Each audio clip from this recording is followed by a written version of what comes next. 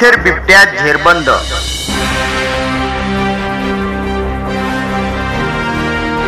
बीएमव्ही परिसरात मागील 2 महिन्यापासून तळ ठोकून असलेल्या बिबट्याला अखेर जेरबंद करण्यात वन विभागाच्या रेस्क्यू पथकाला यश आले आहे। गेल्या काही दिवसापासून बिबट्या स्थानिक रहिवासी भागात संचार करत असल्याने नागरिकांमध्ये दहशत पसरली होती।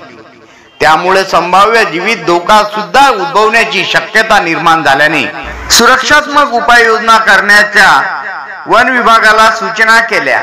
नागपूर अधिवेशनात मुद्दा उपस्थित करून वन मंत्री सुधीर मुनगंटीवार यांना निवेदन देऊन अमरावती वन विभागाला बिबट्या स्ट्रगुलाइज करण्याबाबत आदेशित करण्याची मागणी केली। यावर लगेच आदेश झळकतात वन विभागाच्या रेस्क्यू टीमने बिबट्याला जेरबंद केले।